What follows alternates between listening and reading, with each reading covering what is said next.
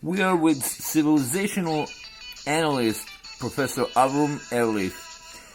Please tell us more about what's happening with Moses in this parsha. Well, look, Moses is going through a transformation.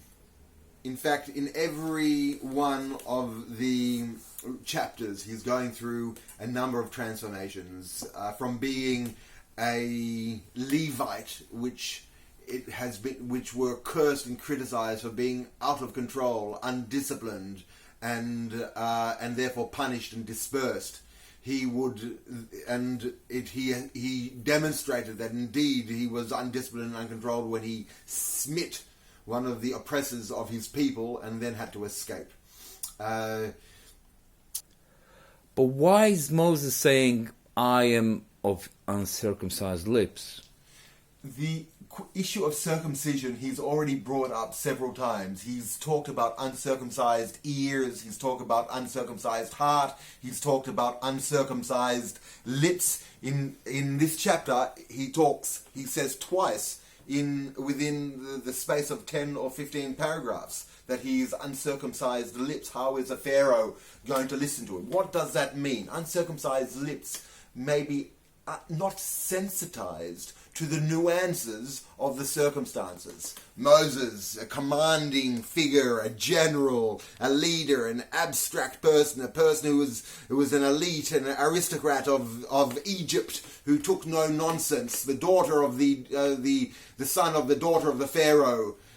When he escaped, he married also into an elite family, the daughters of the high priest of Midian. So he was no one to mess with, and he realized at a period of time that he was not up for the subtlety of the negotiations on these subjects. And he says, I am of uncircumcised lips. But I think that the main issue is that he is not circumcised in penis. But why is that relevant? Why is what relevant? That he was uncircumcised. That he was uncircumcised because he was presumed to be a representative of Israel. But in several cases, it seems that he was not circumcised because when he was a young boy, they wanted to hide his Jewishness, his Hebrew identity, and therefore he was not circumcised. And in this situation, we see that only his son was circumcised. In fact, he was held down, and God tried to kill him, and then God or some other stranger got off him, left him alone. He was tied down, and perhaps he didn't want his son to be circumcised. Perhaps he was opposed to these barbaric rites for a period of time until he recognized that this would be the final embrace of his destiny. And we know that the elites of various cultures felt that the perfection of their body was very important. So there's many good reasons to assume that Moses was not circumcised. And we see that even when God, the Tetragrammaton, speaks to Moses, he says, I am God, but he does not say, I am the God of your fathers. In fact, he says, I appeared to Abraham, Isaac, and Jacob as El Shaddai, and now I'm appearing to them as God. But he never refers to Moses as, I am the God of your fathers, because Moses did not seem to fully identify with the God of Abraham, Isaac, and Jacob, and it seemed that he came into an alliance with it later on through the concept of circumcision and through the lending of the analogy of circumcision to the ears, to the heart, and to the lips. And we also see that Moses has an interesting perspective and commentary on ritual altogether. We see the continual tension between Moses and Aaron on the question of ritual. Moses did not want the altar built with great elaborateness. He wanted a simple altar of dirt. So you see that in the entire worldview of Moses, he preferred the abstract and the use of the analogy to the humane, not necessarily the fundamentalist approach. Why does it seem to be troubling him? Well, I suppose that identity is very important. If he was not circumcised, and if the habits of his nation were to be circumcised, then it may trouble him. And you see that he is definitely using the analogy 3 times. The analogy continually, when in fact it looks like he himself is not circumcised. So it certainly does seem to trouble him. And my thought was that, like many people, they may thought that it was primitive. They may thought that this was something which was not so. In fact, it does show that it is deeply. It is not only not primitive, but it is deeply sort of attached to the best practices and intervention, surgical interventions, which I think, and this is a really ancient practice, because we see that even in these texts that the circumcision was done with flint. And whilst still metal weapons existed at the time, iron and copper and gold did exist, and they could have done it with sharper, but they did it with flint, because this was a truly old and ancient habit which was done in the Stone Age. But why is Moses seemingly hesitating? Moses was 40 years in the desert. He was informed that it's now safe for him to return, and he was going back with his family, with his sons and his wife. That means that it's clear that he is not going back into slavery. He's not going back to join the destiny of the Israelites, but rather he's going to a situation of privilege. He's going to a situation to be which he deems to be safe. So one can presume that he was going to negotiate with the Pharaoh, that the concept of the Exodus was going to be a slow Exodus, was going to be a gradual return, was going to be a decrease in the labours, and to be an easing of the slavery, to maybe developing a relationship with Canaan that we know was being developed in that period of time. So we see that Moses, on one hand, knew that he had a great power in the word and in his vision and in his ideas, and we also know that he was in some way aligned with Israel, but we also know that he was very distinct and different, and he was not fully Israelite, and he had an ideology. And it seems that he was making a bridge between the Israelites and this new ideology, so that he was not an entirely traditional and authentic representation of Israel, but rather a revolutionary, bringing this group of people into, even without them necessarily wanting to. And there we see in the desert that they don't necessarily want to go where Moses wants to take them. He wants to take them into a conceptual, into an abstract, into a theoretical, into a legal paradigm under the law, which until then they did not have these laws, and whatever laws that they did have, they certainly were not as elaborate with all the details that Moses was going to impose on them. So, who is this Moses?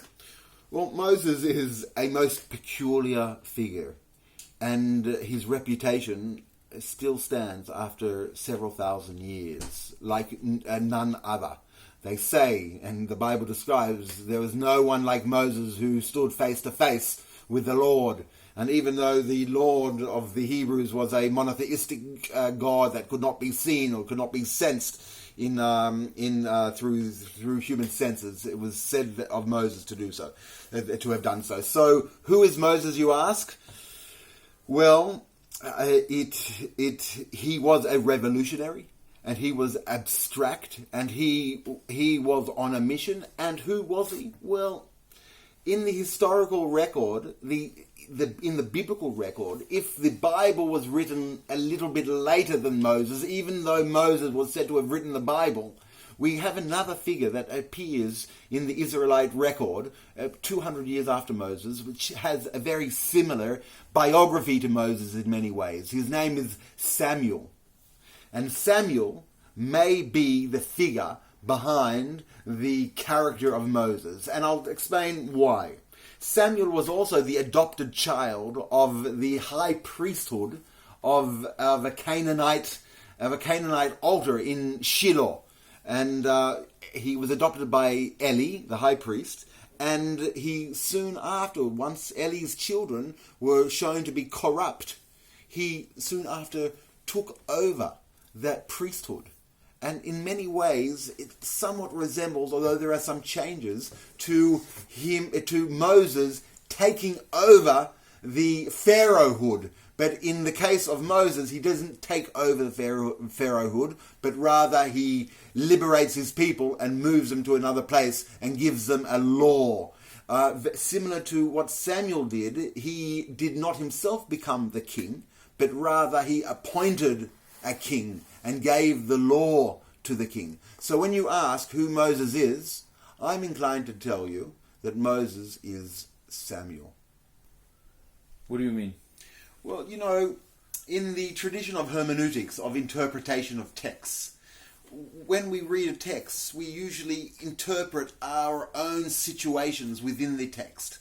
And also when we pray, we run through the prayers and our own circumstances within the framework and within the paradigms of our prayers. So this is a literary tradition which is important in humanity and has been useful. So that probably happened in the same way in the time of Samuel. Samuel, when he did write the chronologies of the history of Israel, he was basing himself and reading the text of Moses and reading the history of Moses and reading his formative years and seeing himself playing a role also. So in many ways, these heroic figures are formative and they fit each other's figures. Like today, we look at our heroes, our biblical heroes, and we try to emulate them in many ways. And one would even go so far as to say that the entire Bible is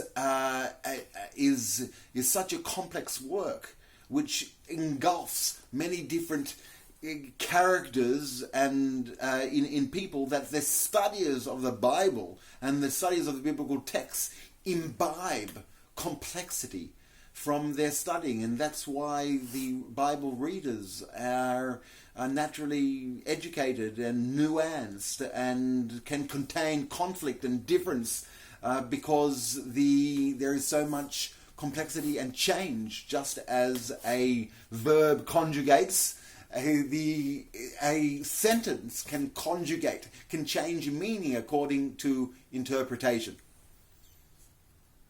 So you mentioned he was a man on a mission. Well, yes, he was on a mission to break the power hold of Egypt over a weak class.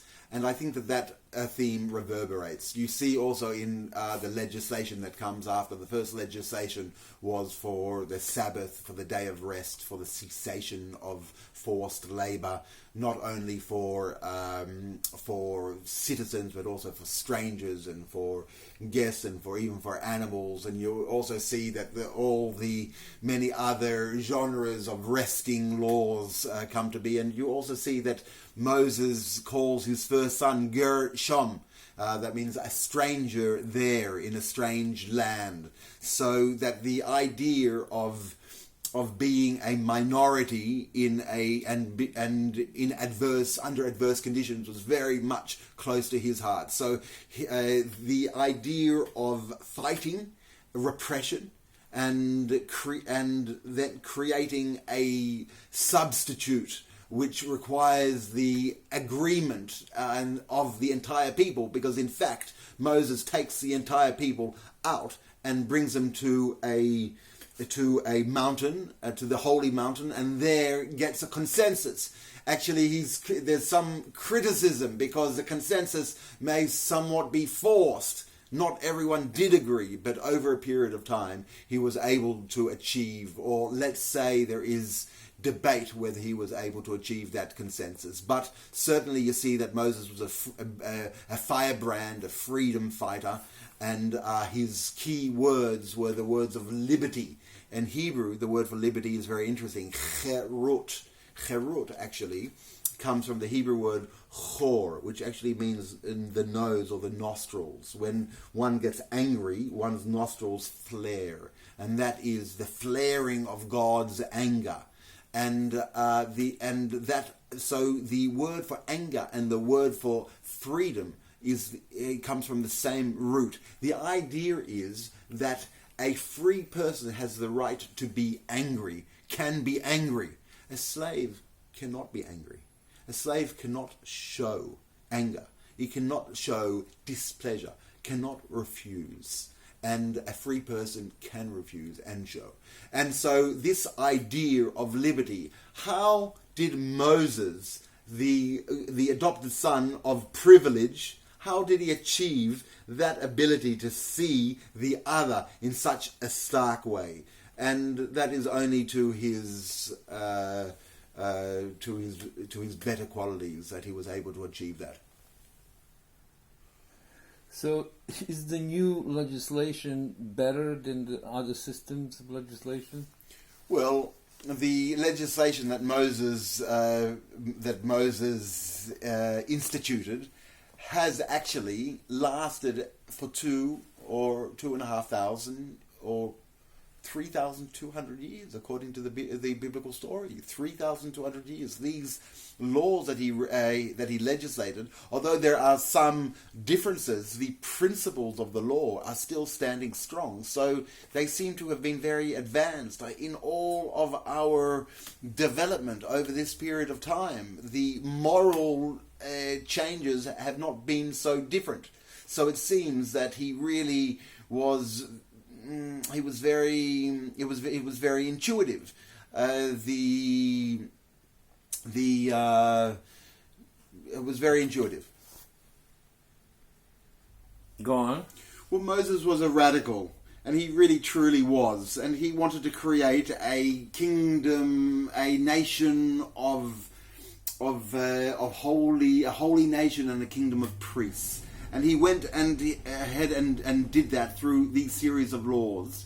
And it was really quite experimental, because you see later on that it was very dramatic. It was very much in counter contrast to everything that Egypt was. He wanted to create a priesthood of the Levites, but that priesthood was very much non-ritualistic, but very much connected to labor and to skill sets, and through technomadic culture, through nomadism and through technology and through the preservation of those technologies, and also to law, which was also deeply nomadic, that people could construct themselves and construct their behaviors and formalize their behaviors and methodologize their behaviors, all according to a system of agreements and of undertakings. So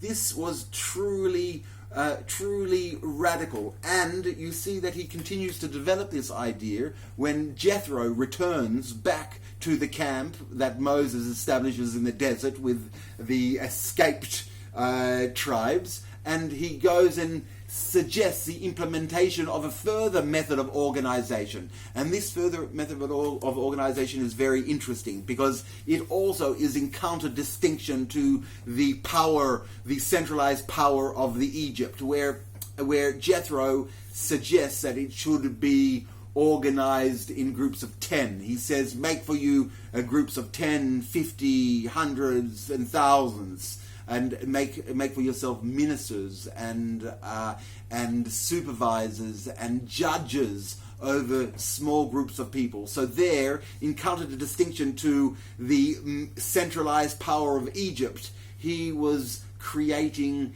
a decentralized structure, a highly decentralized structure where justice was connected to every person, and where God and the Word of God was connected, and there was a relationship of every individual to God and to the law, equality before the law, equality in prayer, without any. He got rid of the firstborn as the elites of the nation, so that there seemed to be a true vision that he was implementing, which was of equality, fraternity, and liberty.